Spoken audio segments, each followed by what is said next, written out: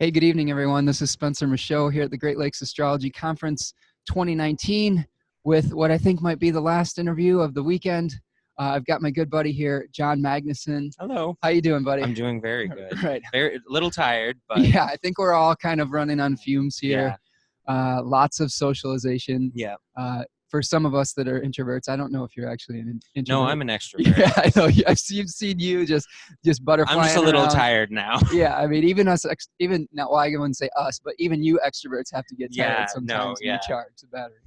Yeah. So how's your experience been so far? I had a lot of fun with this. I was able to connect with a lot of people, good networking, a lot of fun talk, and then just after talking about applying things we learned and where we're going from here.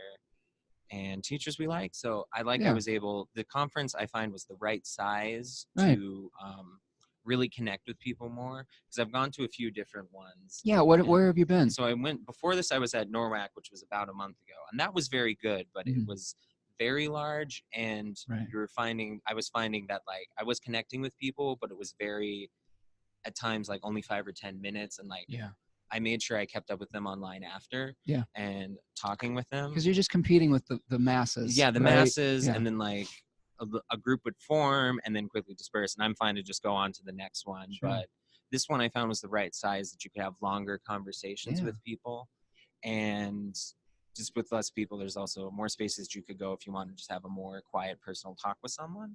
Oh, we had some good dinners too. Yeah. You know, went out to dinner. We had Korean last night? Yeah, Korean. Yeah. Very good. Yeah. I'll say I had a lot of really good food at this conference, and I'm happy about Ann Arbor's a food city. Yeah, it is. I'm telling you, there's good food here. Good food. I had good barbecue once when we went out to downtown Ann Arbor. Okay. That was very good. The barbecue was good.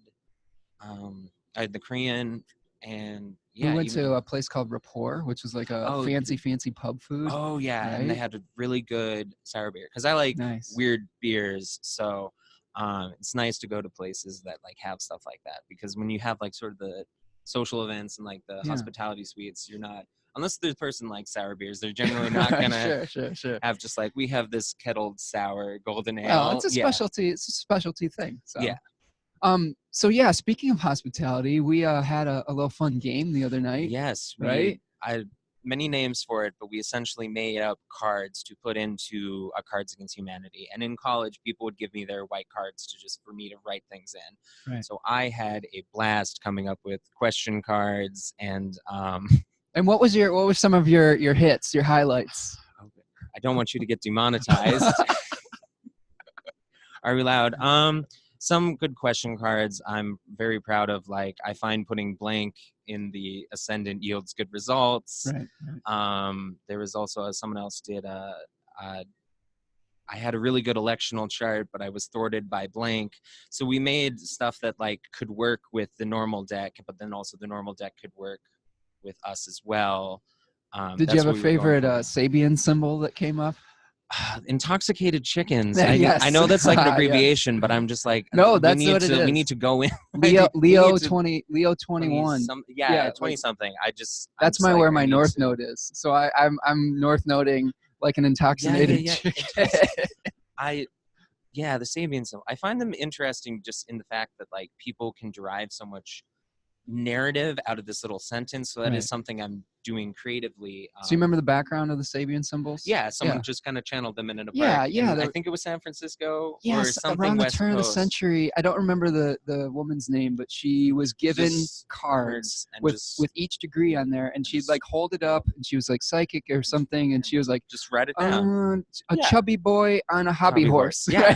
I mean, they're interesting, but at times you like look at them and they're just, I find like the meaning people can derive from them interesting. So something I'm doing with like my creative writing is I was listening to a podcast where they're talking about using like a random number generator. And I was like, I can just set it to 1 to 360. And I've been using that. It does help as like a creative jump off point and it can be just little weird phrases like clouds quickly moving across the sky. And they're interesting that I'm using them that way. And I can see why some people use them, because you can sort of pull narratives out of them. Well, we might be tapping into some sort of archetypal realm too. Yeah. You know, I've talked about this with a number of the speakers and interviews that we've had here, but there's a number of different ways to tap into that archetypal universe. Yes. And I think that sometimes we get caught up on the system that we're really attached to. Yeah. But one of the things we were talking about is that story of the elephant, right? With there were mystics that were touching different parts of the elephant. Trying to describe it. Yeah. So, I think that's one thing I like to keep in mind with these divinatory systems is there's a lot of different ways to tap into. Yeah. So and there's many, and as Austin pointed out in NORWAC, there's a whole older system that has pictures for 360 degrees. I forget what it's called. I haven't looked into it, right. But Austin Kopic. Yeah, Austin Kopic. You saw him speak over at NORWAC? Yeah, I was at the astrology podcast. Okay. Yeah, he does great work with the decans, 36 faces. And I didn't buy that when I had the chance way back when, missed out. Because no one explained to me that it had been out for 10 years. I was lucky enough to purchase it just as it was selling out, and I actually had to wait about 3 months after I ordered it. But I guess he found some extras and it finally got sent to me. And by the time when he found like the extra boxes, like I didn't have the money for it. So then we were downtown in one of the metaphysical bookstores and someone's like, oh, they have Austin's book. And I, for a moment there, had this moment of like, oh, wouldn't that be a gag? If there was a 36 face, I would have just grabbed it instantly. No, but it was cool to see this. It was the celestial art, but it was one of the like books they had like in the front on the like display.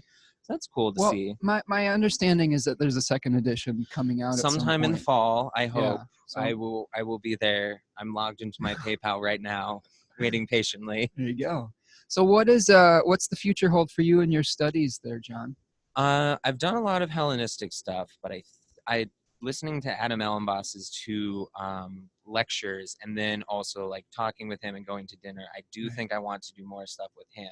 He's great. Because I just like how he approaches it. And that's how I kind of like to approach traditionals, because it can kind of be very academic. And then, one of the cards we came up with was quoting Valens, but just like when you have people just like peppering you with quotes, my thing is just like, okay, but like, how do we go from here? Where do we like, how do we use it? Yeah, that's what I like about traditional is you have at times these rather weird delineations that could be very old, very scary, or just like referencing things that aren't very relevant to now. And that's one of the reasons why I like traditional astrology is I want to get in there and it's like, how does this add value? Because in a way, astrology essentially was created to like advise kings. Sure. And so that's why there's a lot of obsession with like signs of eminence in the chart, power. And I am like, if we go in understanding that's where it came from, it's like, how do we kind of massage it, jailbreak it to get to where it's useful things for everyone? And so you have that beautiful Saturn in Aquarius in your chart, right? So you've got domicile Saturn, trying to bring a little bit of equality. In the 5th house. It's just like, how can we, because someone mentioned that. He's like, you like rules, or like you like games, but games with rules. And I was like, yes. Perfect. Well, maybe you can help me design my astrology game. Yeah, right. It's just my Dungeons and Dragons of astrology. But that's something that I want to do is sort of like, how do we use these rules and like these very, very effective techniques, but how do we use that to help better people's lives? Because a few astrologers said that at the conference when they were talking. It's just like, people don't generally come to astrologers when they're having a good time. That's right. Except if it's their like birthday for their solar return chart. Or someone gave it to them for their birthday. Like, it's usually things aren't going right. So it's like, how do we use these techniques and like, add value to people's lives?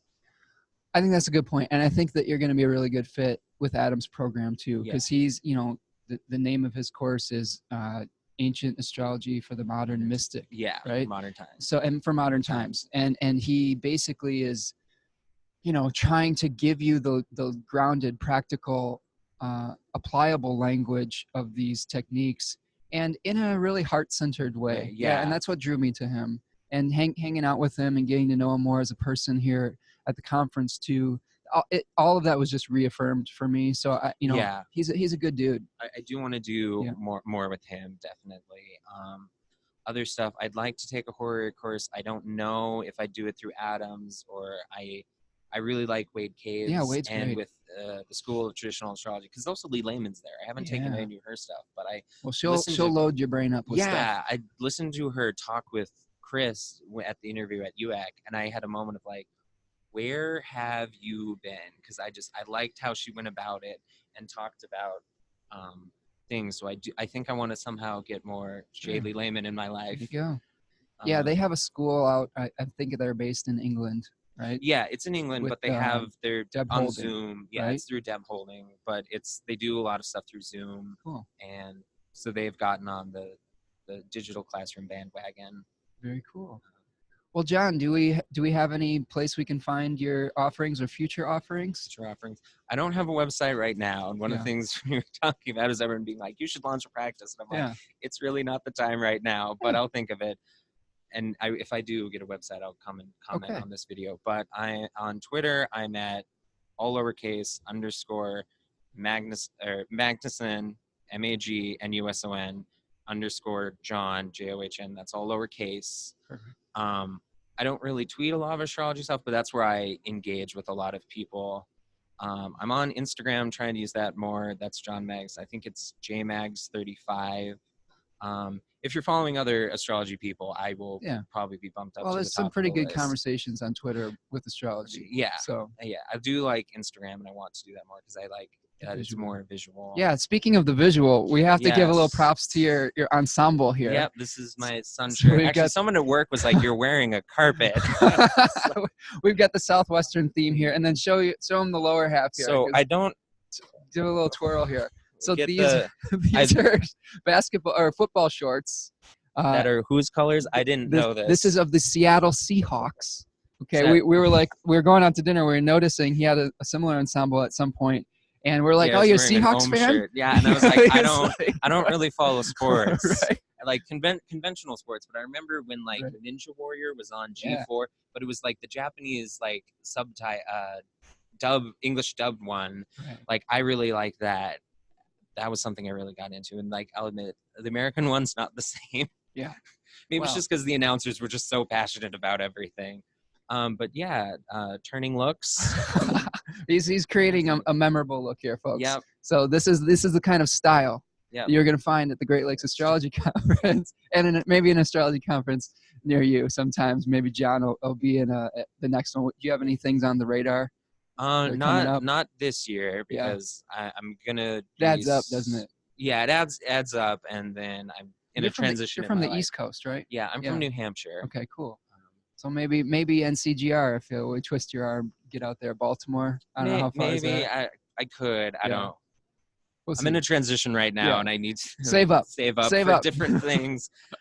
All right. Well, John, thanks for joining me here today. Thank you and it was a pleasure meeting you, and looking forward to seeing you at either the next GLAC or at astrology conferences around or in the online world, man.